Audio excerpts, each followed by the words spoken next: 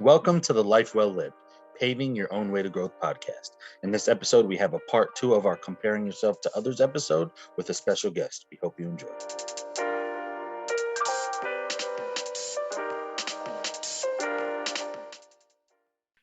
Welcome, everybody, to the Life Well Lived, Paving Your Own Way to Growth podcast. I am a host, Justin Harris. And I am your host, Gina Torres. And today we are proud to introduce our special guest, Isaiah Williams. Isaiah is an entrepreneur in upstate New York. He is one of the owners of Kinetic Training. He's a personal trainer, strength and conditioning coach. Isaiah, if you don't mind, just introduce yourself a little bit more. Tell us about you and your business and how you came into business. Cool. That's a loaded question. First and foremost, thank you guys for having me. I love doing these kind of things where we can just kind of have an open platform to discuss, our crafts and, what it is that we do. But as Gina said, my name is Isaiah. Reside in Albany, New York. I co-own Kinetic Training with two other business partners. One is Dr. Jeffrey Crisanda. He's a doctorate of physical therapy. And then we also have Christopher Mann, who is our nutritionist. And then, of course, we have other coaches that work alongside of us. Shout out to Tatiana, Zach. We have two Dans, so Dan Hernandez, Dan Glick. We appreciate you guys.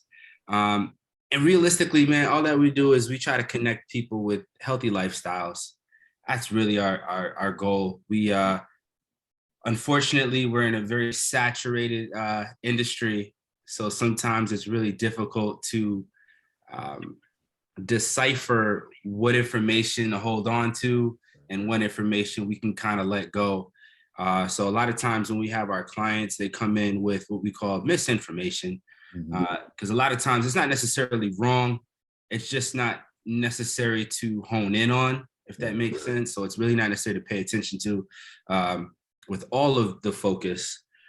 So we try to meet clients where they are, give them, tools and resources and be somewhat of a guide to help them along their fitness journey. Because that's what it is. It's a journey. It's really not a one-stop shop.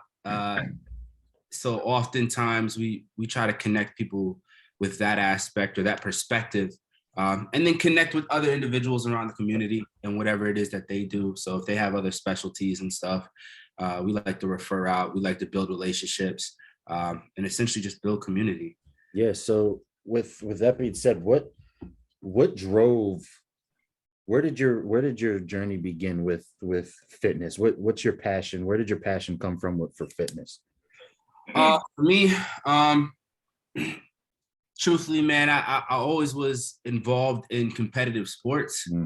As a kid, like my first sport was martial arts, so it was Taekwondo. My mom got me in that, and I was doing soccer, and then I was doing baseball. Like I was just all over the place.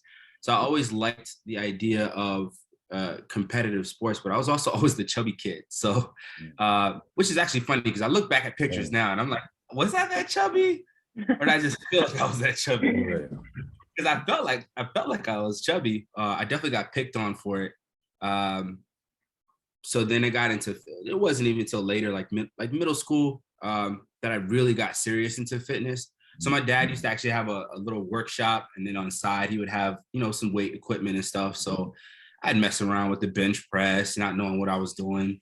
You just try to repeat, what you see. And Right. I even did that up in the middle school. And then actually, at the time was a personal trainer at one of the local community centers that I used to go to. And you just watch people work out. And then eventually, my goal was always to get into D1 athletics, whether that was football, basketball. I didn't really care, as long as it was like competitive at a high level. Yeah. And then I realized I was undersized.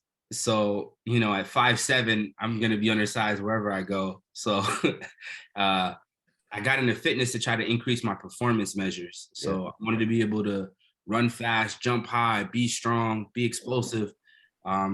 And that's kind of where it began. It started with, men's health magazines and men's fitness magazines, and asking all types of questions to whoever would, whoever I felt like was in the field and whoever I could ask questions to. I tried to become a sponge around that time. Mhm. And then realizing all of the different information out there. Like, there's so much. And like, we've been doing this, like as a society, we've been doing this for years. So it's really interesting when you come in and you're just kind of like opening up to this new world. But like, they've been doing this since like the 20s, the 30s. They got like avid studies, peer reviewed research. So it's kind of like, oh, I'm not new to this. Like, most of the things that we see now have been done years and years ago, Right. and have been, deemed inconclusive or whatever the case may be, not a factor. So it's just repeating the cycle. And I now try to do that for others, so like I felt like for me, fitness was there for me when I didn't really have a lot. Mm-hmm. You know what I'm saying? Like, the toughest battles that I fought, the only thing that kind of remained the same was fitness. Like, you go in a gym, 225 is 225. It doesn't change. And then even for me, that was motivating when I was doing competitive powerlifting, because I knew that I was the problem, because the weight stays the same. Right. So it had to be like, so if I came in and I couldn't lift what I had planned or measured, I knew it was because of my sleep or my nutrition or not properly programming, or keeping track or measuring, data, whatever the case may be is, or I had lagging muscle groups that I needed to work on with more attention. So whatever it was, I knew that I was the factor. I couldn't blame anybody else. Right. It's not a team sport. I can't say the other person didn't hold up their job. No, it was just me. And I think there was something beautiful in that. Yeah. Absolutely. And that's my love for strength sports, and kind of, at KT, strength becomes somewhat of our foundation. Yes, we do believe in mobility and flexibility and all these other things, but like, we feel like it all really boils down to strength, whether it's strength in a particular range of motion, or whether it's strength, being deemed as stability. It's still being strong and being cognizant of that position. So that's kind of my spiel. Love that. So last week's episode was about comparing yourself to others, and we figured you would be someone that you probably have a lot of stories behind something like this. Probably a lot of clients that come in and they're like, I want to look like this.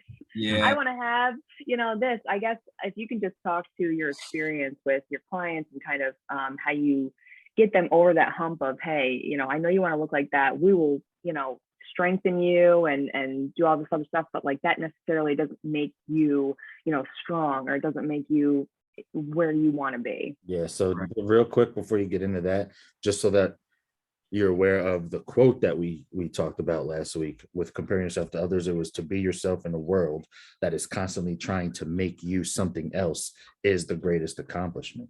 So that's dope. Yeah. So if you want to, it's a big, and that was from what year, Justin? 19. So it was around the 1800s. It was Ralph Waldo Emerson who died in April of 1882. So this has been a thing that's been around for so long, even without social media, right? Facebook, Instagram, and all that stuff. So I thought it was an interesting quote, and I just wanted to share that with you. No, I appreciate it. That's a really nice quote. I mean, I always tell people, some comparison is a lose-lose battle. Like, it's not so I guess I should start with, so as an example, as far as going back to when you asked me things that I've experienced, I've had clients, potential clients, come in for consultations and legit have a picture, or they already have the page up, or whatever IG influencer they enjoy, and they'll say, hey, this is what I want to look like. Like, I wish I could tell you I was making this up, right? But it was, and then sometimes as a coach, I have to take a step back, because at first I was like, what? Why? Like, why would you want to, like, and then I've had to annoyingly kind of walk this ideal out, right? So it's like, okay, you want to look like this. Great. you want to live in Miami. And they'll go, what? I'm like, well, they live in Miami. You want to live in Miami? No, I don't want to live in Miami. I was like, okay, because they are an influencer. Like, is that what you want to do for work? Or you want to be a trainer? That's what they do for work. They got 3 kids. Like, you want to have 3 kids? And I'll go down this line until eventually you'll start to see the facial expressions where they go, oh. And that, oh, I've come to find out is a realization, like, unless you plan on living this individual's life almost to a T, and even then it can't really be reciprocated because they are their own individuals with their own environments, their own perspectives, their own beliefs and values, characteristics, like, to compare. And I know that they don't think about it like that, but, and I definitely blow it out of proportion, but it's to, again, come back to reality and say, unless you're willing to do what this person has done, either from a physical standpoint or like a meal prep nutrition standpoint or sleep or whatever it is, recovery, unless you're willing to do that, you can't be them. And nor should you really be trying, to be honest.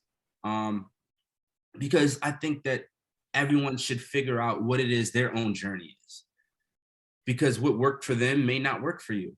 And it's again, I know I can operate off of 4 or 5 hours of sleep consistently. Like, and I know I can't. And right, so like, yeah, me too. It is like, no, I need 8 hours minimum. Like, I can't function that way.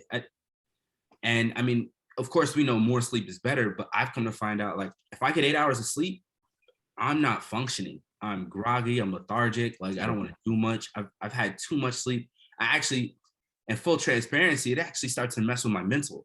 When I get full 8 hours of sleep, I almost feel like I'm not being productive. There's always something I could be working on. And sometimes that compiles and adds on, and I get in a negative flow of energy and I don't want to do anything. And usually the only times that can, bring me out of that is if I'm, doing something I deem productive, or, spending time with the wife or whatever the case may be is. But like, I'll just sit at home and just kind of like, I don't want to do anything today. Today's trash. Like, but I tell people, like, they should create their own goals. And not all comparison is bad, right? Because there's some comparison where there's a healthy competitiveness to it, as long as they can recognize that for that. But sometimes it's people have these goals and they overstretch themselves in reaching them if it's in comparison. Like, I used to look at a powerlifter and be like, well, actually, so when I was getting into powerlifting, I was like, okay, I want to be the top of the top if that's what I'm going to get into. So then I start researching all the top lifters at my weight class. And I go, all right, maybe powerlifting isn't for me. Right? Like, and I know that sounds funny, but like,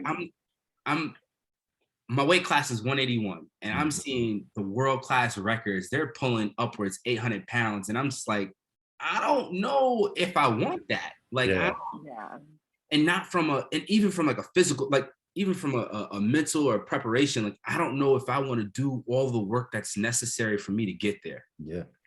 Like, and I think that's the most humblest, and I don't even know if that's a word. Can I say humblest? Humble. Hey, you can say whatever you want. We make up words all the time. It's so grounding to know that it's like, hey, I'm just going to be the best version of me. Would it be cool if I could? And if I really dialed in, and I think there's an importance in that too, where you can really push your limits as becoming the best version of you. So just, test the body out, see how far you could run, see how dialed in you can be and disciplined you can be for a certain period of time to take your physical fitness to its maximum level, but maybe that's not for you. Right. But I think that the journey in itself is worth, the process in itself is worth going through, because I could tell you it may not be worth it. Mm-hmm. But who's to say, right? Like until you go through it, you have to be your own coach and determinant of that, whether or not you hit those marks, those landmarks for you, and what that means. Because for me, it was bench pressing 225 at a point, and then it was like, all right, well, like, now what? Right. Let's test this body out a bit. Let's go for 315. Let's see what happens. And there's peaks and valleys. There's ups and downs, because you say you go for a 275 and you're like, this sucks and I'm not doing well. Yeah. then you kind of meet in the middle at 245 and you're like, I'm doing okay. And then you have moments where you're like, you know what? No, let me push it again. Let me see how far I can go. You get to 275, and then you thank yourself for staying in it. You thank yourself for setting out a goal and then accomplishing it, and then you make the goals more difficult. And then I think when people stop placing goals and stop trying to grow, or they become consistent or complacent rather, and complacency leads to, well, in my opinion, nothingness. Like, it's just, who are you now doing a favor for? Like, how are you happy being complacent? That means there's no goals being set. That means you're not working towards something. Again, that's my opinion. I know that some people get complacent and they're just okay. Yeah, we actually, oh, sorry. Last week last episode, just to kind of go back, we were talking about how we don't know what the other person, like if we're comparing ourselves to somebody else, right? We don't know what they did to get to that place, right? So, and it goes back to what you were saying, like when you're looking at the process, looking at what they're pulling, and you're like 800 pounds, I don't want to go through that process. And you understand that because now you're understanding, like, well, and it's probably, you know, what it takes to get to those levels, and a lot of people that come into you to start off like, hey, I want to look like this, they don't know what it takes to get to that level, and they need to figure out what it does need to take for them to get to a level where they're comfortable, if that makes sense. No, absolutely. And I think, again, there's parts where I have conversations with some of my clients where, like, when they come to me at first or initially, I don't necessarily blame them, right? Because with all the things about our society that kind of push these fast results, they idolize these body types. I can't necessarily blame them for it. At first, I'm gonna be real. At first, I can't, right? Because they'll come in, they'll have these unrealistic expectations or goals, and again, I'm grounded to say also, who am I to say it's unrealistic? Like, if it's something you truly want, I think you can work towards, but there's a certain level where, like, there's a certain level of acceptance that must be made. Like I tell people, it doesn't matter how strong I get, how high I jump, how dedicated I am with my nutrition, my sleep, I'll never be taller. Like, I'm being real, right? That's a level of acceptance that I've had to take. Yeah. I even looked into that surgery where they break your shins and then they insert a rock. Like, I've looked at it. Oh my gosh. And then when I realized that, like, it's like a 6 to 8 month recovery time for like one leg, and then they have to do it again for the other. Like, I was like, well, again, this was back in like 2009, 2010. So I'm pretty sure science has evolved way past that, and they have other methods. But like, I sat in for a consultation and was like, oh, wait, time out. It's gonna take me how long? Yeah, that's not worth it to me.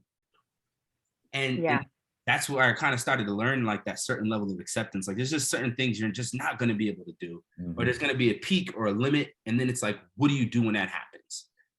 Right.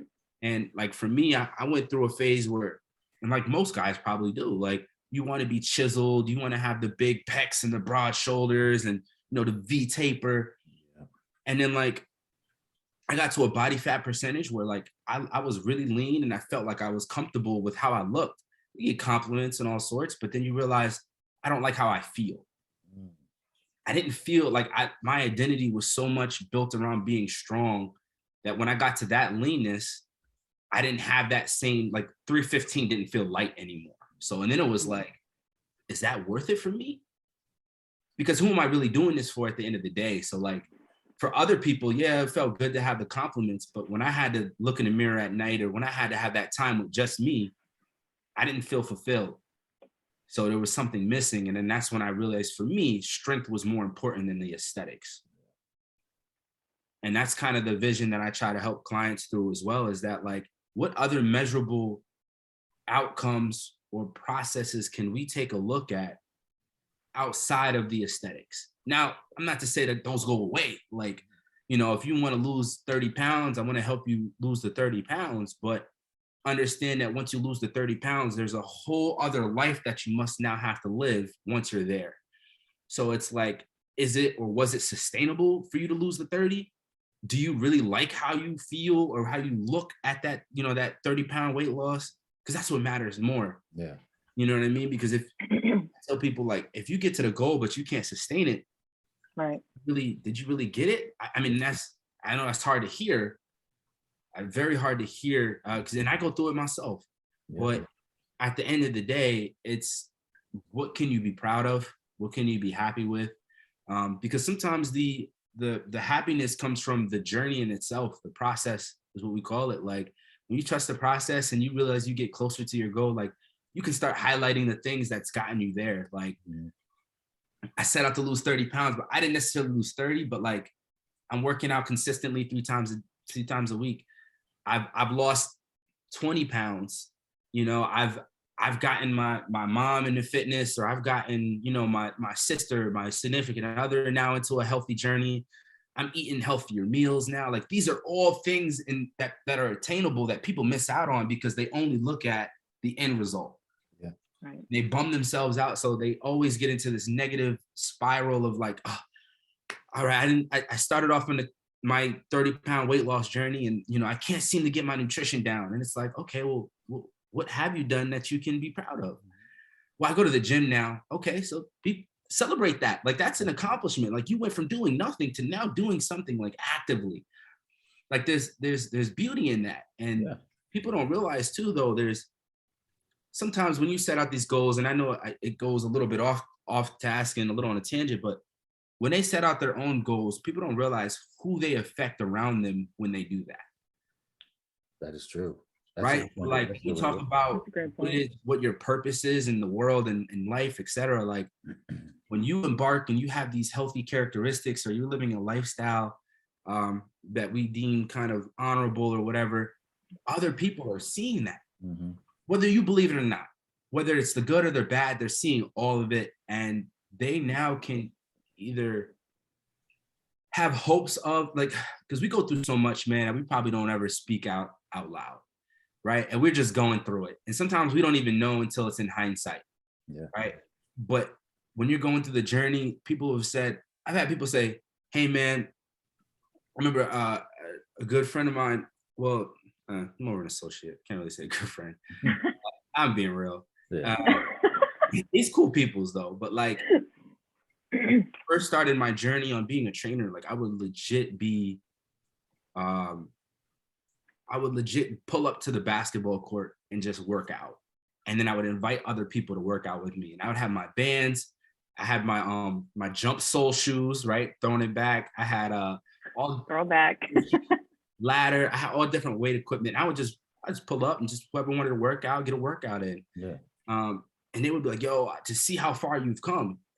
And sometimes, like, I don't even think about it like that. I really don't. Like, because sometimes when you're in it, you don't get a chance to take that outside perspective. So it's like, oh, wow, I really did used to do that. Like, that was kind of insane. Like, it didn't matter. I just pull up at Washington Park, just got my stuff on the side, doing warm-ups, doing all types of stretches, and people looking at me like I'm crazy and I'm funny. Like, you know what I mean? But people just hopping right into the game, and I'm just like, no, I'm gonna get my stretching on real quick and get some kind of warm up in. But I guarantee you, somebody saw that, and somebody that you don't even know watched you do it, and now they're doing that. You know what I'm saying? Because we don't know who's watching us truly. Exactly. Like, and I only got into. I mean, I dove more into personal training. Like, one of my good friends, shout out to Malcolm Nunnally. We used to work out together, and he became a trainer. And at that time, I had no interest in being a trainer. Honestly, I wanted to be a psychiatrist. So like, I'm in the social sciences. Like, I'm thinking about going back into school for that in that field. And I'm watching. So sometimes I'd pull up a little early, warm up on the treadmill, and I'd watch him finishing up with a client. And I'm like, that's dope. Like, I would see their faces light up, or I would see him put them through something that they thought was very difficult. And then at the end of it was a high five or a fist bump. And it was like, hey, you're taking someone through with something that they necessarily might not have thought they could have complete themselves. And you're assisting them in that journey, and their life is literally changing. right? So like when they finish and they're fist bumping and they're doing that consistently, you can see the growth that happens. And sometimes they can't necessarily see it, but you do, right? So I've had clients that go from lifting a 25-pound kettlebell for a hinge pattern to now deadlifting 315. And it's like, no, that's crazy to think about. Like, I'm like, you've had to go from 25 to 35 to 45, and you might have had jumps, right? But like, you've been able to do it, which means you've been consistent in your process, period. I mean, you have some freak athletes who are out there and just can do whatever they want, but like, that's a dime a dozen, right? You have to watch somebody go through and lift and progress, or to lose weight, or to become, from a subjective standpoint, for them to feel better. Like when you get clients that say like, man, I can walk up the stairs and don't get winded anymore. Like somebody outside may never see that. Right. But then like they explain their journey and what it's done for them, and they explain that to somebody else who may be in the same boat or, same situation, like that's motivating to them. That's inspiring to someone else. So sometimes I tell people, like, if they get in this negative cycle of like starting and stopping and starting and stopping, and like ask yourself, who could you be possibly doing this for? Yeah. Not that it's all about them, but like when you have, so all my, people who have kids, like sometimes they say they have these physical goals, and then sometimes when they realize that it's other people whose life you also could be inspiring or affecting, that's a little bit more to hold on to. It's easy to give up on yourself when you're the cause, right? So like it's easy sometimes to do that, but like when you know that you're doing it for someone else too, sometimes that's a factor that helps people get through those tough times. It is. And I actually, sorry for talking a lot, Gina, but cut me off, man. A good question. You brought it up. I just wanted to say this real quick because you don't think about it.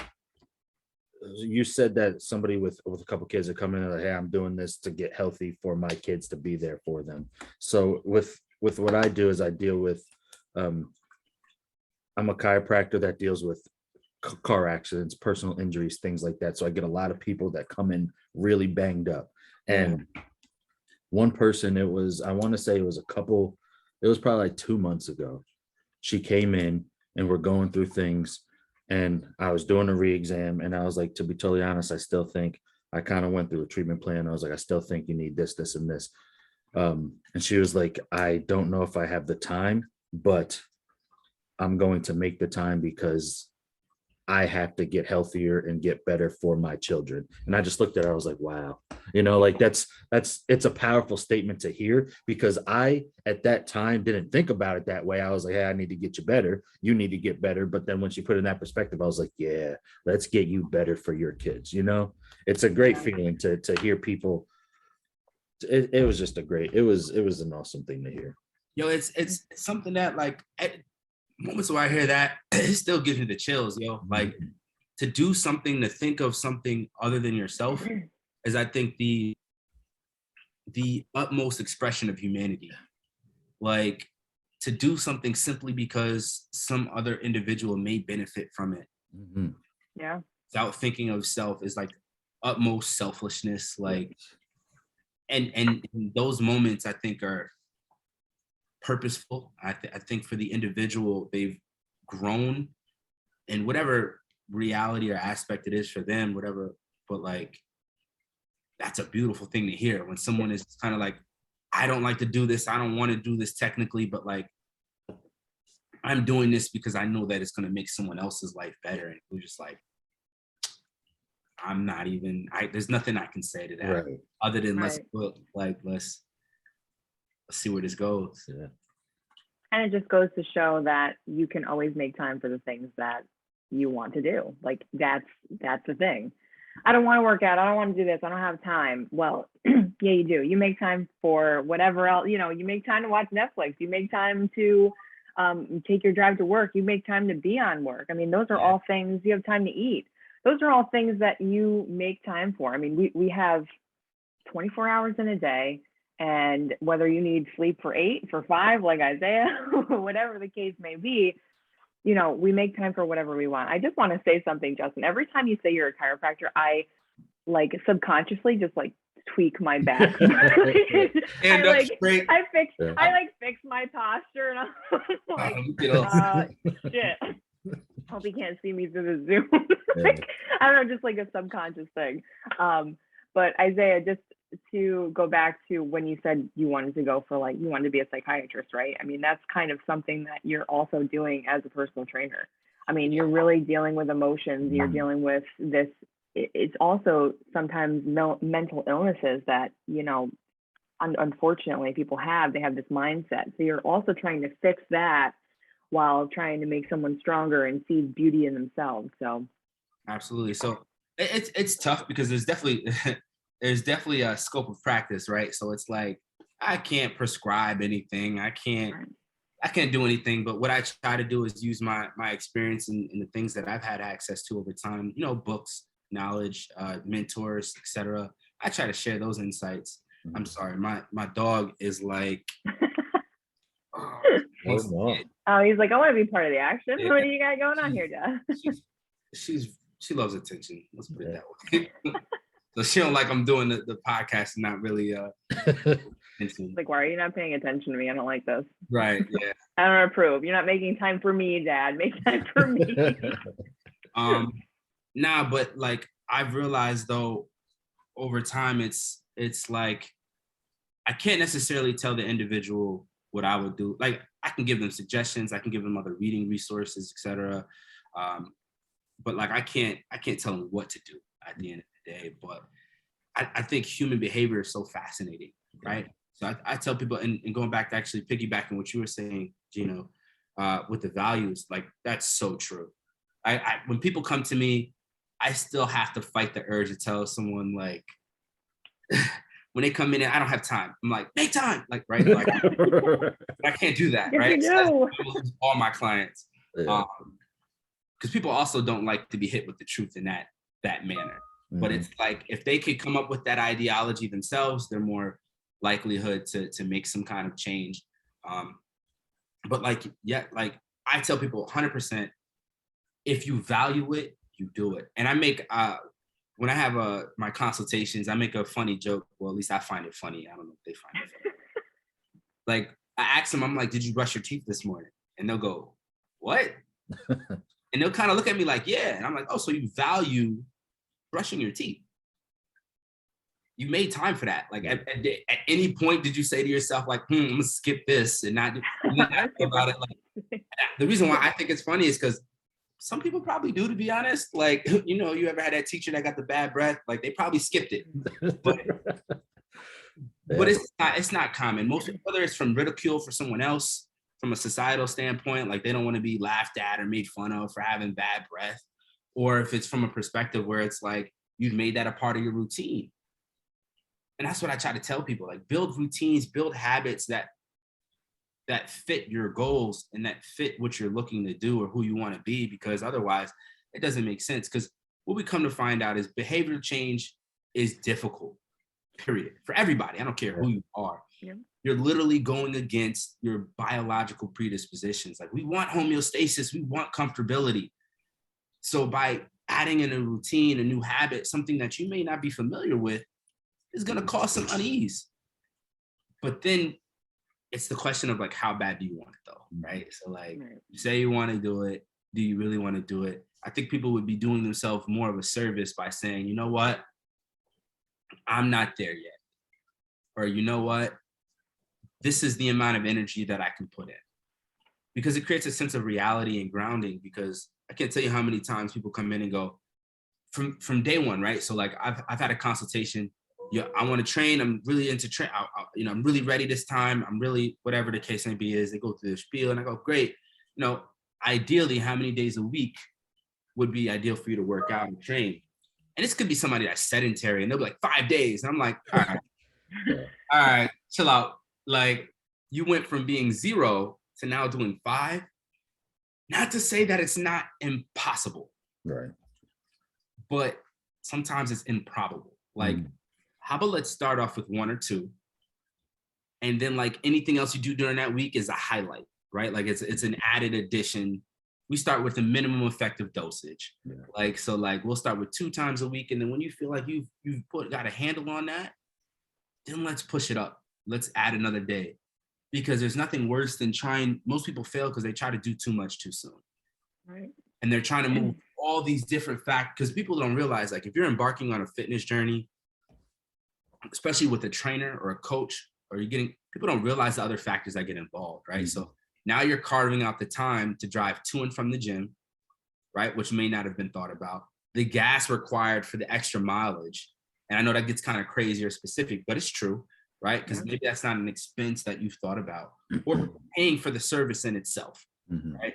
So that's going to be, and that in itself is going to be expensive. Like, I tell people, realistically, personal training is a luxury service, right? You can honestly crack open any book today. You can go on any YouTube. You can subscribe to the Beachbody or whatever the case may be, is for like $19.99. You can go to group classes. To have a personal trainer is a luxury service, in a sense, to have somebody literally stand next to you, write up your workouts, walk you through the process, and then repeat that. Like, that's a lot, right? So sometimes what ends up happening is some people don't necessarily need that. They really just need to move and eat less. Yeah. If weight loss is their goal, right? Or they just need to be more conscious. Like, I've had people where I'm like, hey, how was your eating yesterday? What did I eat?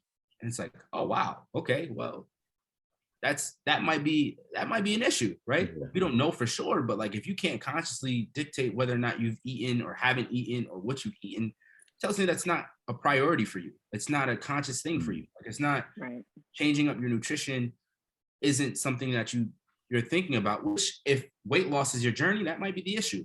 Yeah.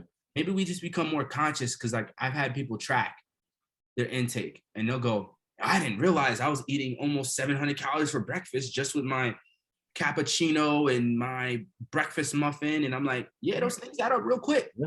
Oh, So yeah. kind of like giving them, now they're like, okay, because my favorite phrase is make changes where we can, and where we can't, don't.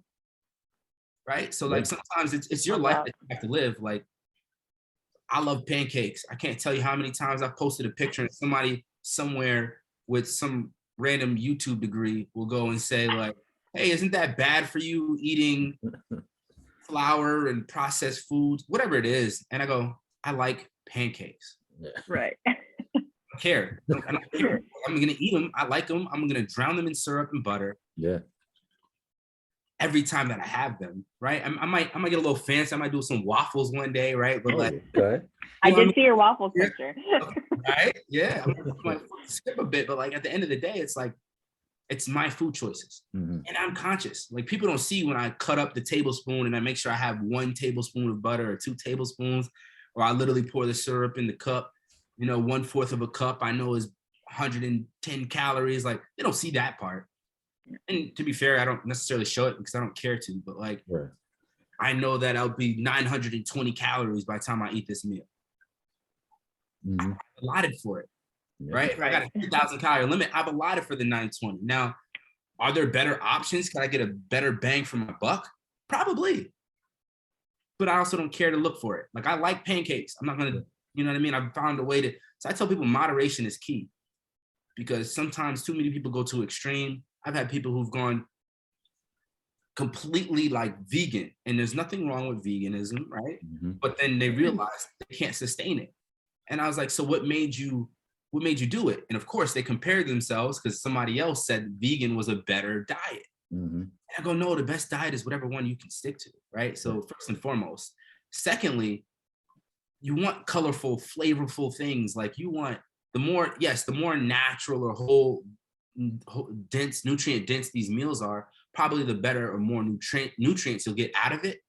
But at the end of the day, like, every individual is their own, and nobody's gonna have a perfect diet. There's no perfect. So I tell people, like, you do what you can. You know what I'm saying? You try not to eat like a child, of course. Like, I had people like, I'm like, hey, what are you eating today? Well, I've had like 2 bags of chips, a honey bun, noodles. I'm like, you're 30. Why? Like, you're 40. Why? Like, you don't have to do that. Like, is anybody forcing you to eat like this? This is trash. Of course, I can't say that right out loud. I gotta go, Okay, so let's look at what you're taking in, and I'll have you track for a week, and then we'll reassess. I gotta go through that route, but like, because tone matters, and some people don't like the assertive approach, the aggressive approach. So some people like. You mean potato chips don't count as a vegetable? So here's my thing. I've always told people, like, chips aren't necessarily. I tell people, when it comes to food, the idea of things are good and bad is a very tough place to be, right? So like, I tell people there's really no good or bad food, because any one thing or too much of one thing can still kill us, right? Too much water can still kill you. Mm-hmm. So it's like, yes, it can actually. Right. So like, good or bad doesn't really weigh options unless it's in extreme amounts. Yeah. So I tell people, like, one apple doesn't make you happy. I mean, doesn't make you healthy, right? Just like one insert bad food here, like one McDonald's meal isn't going to make you not healthy. But Right. anything in compound, like as it compounds, yeah, then we can say, hey, you live an unhealthy lifestyle, or you live a healthy lifestyle. And then everything is based on context, because I often talk about performance, especially with like my athletes. The best players we can deem from society, like, so like we talk about Michael Jordan, Kobe Bryant, they had unhealthy habits, like to stay and play. I remember Kobe, I heard a documentary, and Kobe was saying that, like, wasn't sleeping, right? Like, he trained for like 16 hours. Like that, I want somebody to tell me that's healthy. Like that's not, and I don't think he was sleeping either. right. Like he wouldn't get sleep and stuff too. He wanted to get a competitive edge, and there was a day like he wouldn't sleep, and he'd train and practice all day or whatever have you. You got Michael Jordan, who would create these situations and scenarios in his head to get himself hype. Like, I'm like, yo, you try to tell me he didn't need a therapist, that's crazy. Like, talk to somebody. But it was what was necessary for him to perform at that high of a level. So to say that's healthy, like, that's technically unhealthy too. So I tell, healthy is a spectrum from all different walks of life and aspects or perspectives. Like, it's your version of healthy. It really depends on you. Like, I think the biggest determinant is whether or not you have, I think the definition of actual healthy is like opposite of disease, or like not in risk of having disease, but like anything else, whatever. Like, exactly. So two things. First thing is to kind of go back to the water intake, just to bring it up, because a lot of people really don't know that you can truly overdose on water. you can overhydrate, which we're correct me if I'm wrong, you kind of want to get anywhere from up to a gallon a day per person, but it also depends on your body weight and your height and things like that. Height, body weight, activity. And fun fact for you though, llamas do need 2 to 5 gallons of water per day. But anyway, I'm just gonna. I didn't know that. Like, okay, we had like this llama thing going on here. I don't know. Justin just loves llamas. I love llamas. So fun fact: 2 to 5 gallons of water a day is what a llama needs to survive. But anyway, to kind of go back to comparing yourself and then people coming into you. I wanted to bring this up because there is a difference between wanting to be somebody and having a role model. For example, I can be, I'm just going to use, I'll use baseball. So I can want to be like Mike Piazza or another great Hall of Fame catcher, but he might not necessarily, or let me step back. I could try to compare myself to him and say, hey, I need to be this guy, which is a bad habit. Or there's the position of a role model, which might not even be a baseball player. My role model could be Muhammad Ali, a completely different sport. You know what I'm saying? So there is a difference between comparing yourself and wanting to be somebody versus a role model that helps you to succeed and to grow in your journey. Absolutely.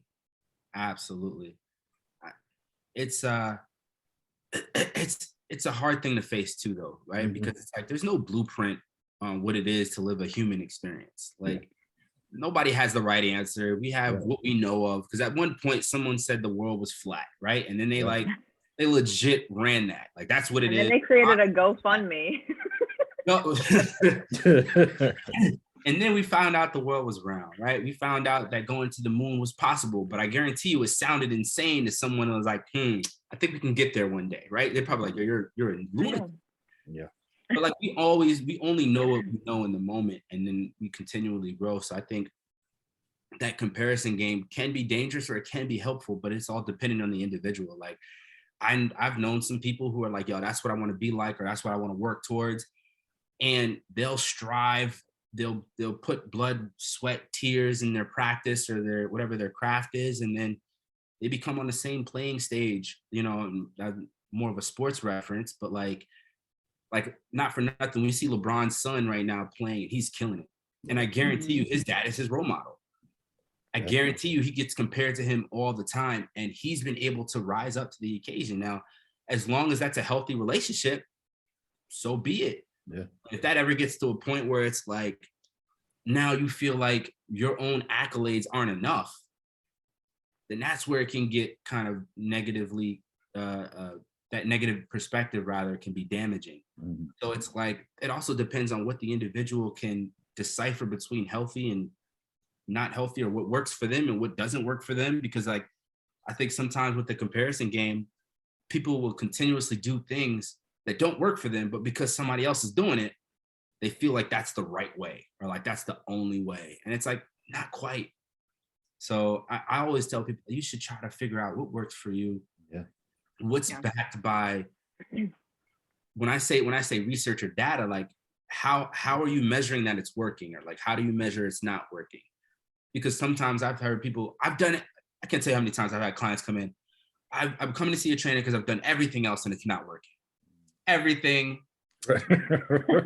You've done Everything, no. Sure, because if you were doing everything, I highly doubt you would be here. Yeah. So let's look at what have you been doing? Oh, I train 3 times a week. Okay, so how long have you been consistent with that? Oh, and that's where it always gets interesting, right? Well, about a week or 2. Oh, okay. And that makes you think that you're going to be where you want to be. Like, how fast do you think this thing happens? Like, but I think what ends up happening is they'll see other influencers or things like that post pictures and videos. Here's somebody's 30-day journey. And not for nothing, the reason why I have a love and hate relationship for social media, because I've even known coaches, like personally, who have taken before and after pictures from other coaches to post on their page or their website, their testimonials, right? And where the other coach deemed like, hey, this is a 1-year journey or a 3-year journey. They took the picture and then posted like, hey, look at my client's 3-month journey. And I'm like, oh, yeah. So I've legit seen this, and I'm like, yo, that's absurd. So people now, they're thinking that this fast result or this type of change can happen in such a small amount of time. So that's all that they're thinking of. So they're coming in like, I want to lose 30 pounds in a month. And it's like, okay, well, here's the truth. Like, could it happen? Sure. Is it possible? Yes. Is it likely? Probably not. But it's still doable. Is it healthy? Absolutely not. Yeah. Right. Unless you're in the extremes, right? So even if you're, say, picture me, right? I'm 5'7". If I was 5'7", maybe like 600 pounds, you losing 30 pounds in a month, I'm not okay. Like it doesn't really give me so much of a red flag, right? Because you have a lot to lose. So losing that amount, as long as there's, again, data you're collecting, making sure that, you're getting, blood work done, stress tests, all types of stuff, making sure you're all right, and sure. But like, most people won't be able to handle that. Can't handle that, shouldn't handle it, but like think that they can, and they'll go through it, and then they realize that it's too much for them, then that's usually when they quit. And then they gain it back if they lose it. And they gain it back, usually I think it's like somewhere between like 5 and 10 pounds more than what they started. is something that ends up happening. I don't have any evidence on that. I just experience, anecdotal experience. Yeah. Usually they gain 5 or 10 more than when they usually started their weight loss journey. But like, it's just I tell people, like, truthfully, if you want true change on any aspect, whether it's life, work, relationships, fitness, whatever it is, I tell people to look intrinsically first. What is your main driving factors in wanting the thing that you say that you want? Yeah. Because if you're doing it, I think sometimes if you're doing for somebody else first, or some image you're supposed to have from societal standards, and it's even worse for women. Like, unfortunately, it's harder for women than it is for men. You gotta be strong, you gotta look cute, you gotta be beautiful, you gotta take care of the house, you gotta have all your shit together. Like, yeah, yep. right? I was talking about that last week too. You need to be married, you gotta have kids, you gotta have, and for the guy, it's like, make money and then do well. Right? So like, oh yeah, we got to make money too now, guys. I mean, we're not staying, we can't stay at home anymore. Right. Like, so it's always, societal pressure is tough in general. So I tell people, like, sometimes F society standards. Like, what is your own journey? Because at the end of the day, you're the one that you have to look in the mirror. You're the one who, you know, on your, and it's gonna get a little morbid, but like on your deathbed, are you able to look back and say, I am proud of what I've accomplished? Yeah. I've left an impact on the world. I've done something that, like, they can never take from me. And that's between you and you, or you and whatever higher power you look towards, or whatever the case may be is. But like, if you can sit with that and truthfully believe and feel like you've done what you could do, then who cares what anybody else thinks, right? Like, and that's a weird position, because I've had people, you don't understand. Maybe I don't. Maybe I don't have everything figured out. You know, and actually, I know I don't. I could tell you I don't have everything figured out, but like, I know that is true for me. I've taken on a lot of mentors over my time period, and not that like they know that I'm a mentee, but like, I've read books and things like that. But like, I've really found out that for a lot of people, they just say, you know, helping others and being true to self is probably the best place to be, or best goals to have. Like, as long as you can make sure that, you know, you're taken care of, you're not maliciously or intently trying to hurt others, you're doing what you feel is best, and you're continuing that process and growth and understanding, and you're open to new ideas, because sometimes people who shut themselves off to new ideas also becomes dangerous. You know, and I say dangerous also lives in absolutes. Anybody who believes in absolutes, like, this is this, I think that's a dangerous mind to be in too. And I said, then just live your best life in that aspect. So like, the comparison game is a lose-lose. You just got to do what's right for you, do what's best for you. It's okay to seek advice. It's okay to even get mentors. It's okay to always research and learn. But like, at the end of the day, you have to have your own form of constructive criticism and analysis, and say, you know, is this the best route for me? If so, continue doing it. If not, where are the changes that can be made? Where are my non-negotiables? Which ones do I have to stay true to? Yeah. Yeah. You actually just answered my last question that I had for you, which was the advice that you would give to people to get out of that. So that was great. That was great. I was like, oh, he's going right into this. I like it. Man, I just say it's everyone's own individual journey. It's you really just have to figure out what's right, what's worked best for you, and who can you take along on your journey? Are you know what I'm saying? Are you doing yourself a service by being, you know, are you doing things that fit what you're looking for, how you want to be remembered? How do you want to impact others? What your life wants to be like. And then if that's in comparison to someone else, make sure it's healthy. Make sure that you don't define yourself by somebody else's measures. You know what I'm saying? So it's like, as long as you have your own kind of rubric and you're working through that, I tell people that's a good place to be. That's awesome. Well, Isaiah, thank you so much for your time today. Just before we let you go, we want everybody and anybody to find you on social media. So where can they find you and your business on social media, and any kind of social that you have? So social media. Oh, well, first and foremost, our Facebook page, Kinetic Training Education. Our Instagram, Kinetic Training Ed. And then My personal page is Isaiah_L_Williams. Creative, I know. But everything else was taken. Like all the other cool Isaiah names were like taken already by the time I got into Instagram. Because I didn't think I was gonna go to it until it was like last minute, and then all the good ones were taken. So Yeah, we were just talking about MySpace last week. Like, I I couldn't don't even think MySpace back. log in. I know. Yeah, me either. I actually think it's still up though. Like MySpace is still a page. Is it? I heard it. I I think heard, like, so. it crashed during like right before COVID, and they opened it. Oh, back did up it? or something like they opened it back up to the. I don't know. They got bought out or something, and they opened it. They're trying it again. Oh my gosh. I know it's not. Yeah, we're like, what's Tom doing? What's Tom doing nowadays? Yeah. How is he through COVID? I mean, he had a big payout whenever he stopped. Oh yeah, So big time. Well, again, Isaiah, thank you so much. And one of the quotes that they use over at Kinetic Training is, if it don't move, it don't work. And I absolutely love that. So Isaiah, thank you again for your time today. We appreciate it. Again, this is the Life Well Lived podcast. And if you want to ever be on the podcast, have any questions for any of us or even Isaiah, hit up the Life Well Lived podcast at gmail.com or our social media handles at the Life Well Lived podcast. Yes, thank you. Thank you again, Isaiah. Much appreciated. And we will see everybody on the next one. all right.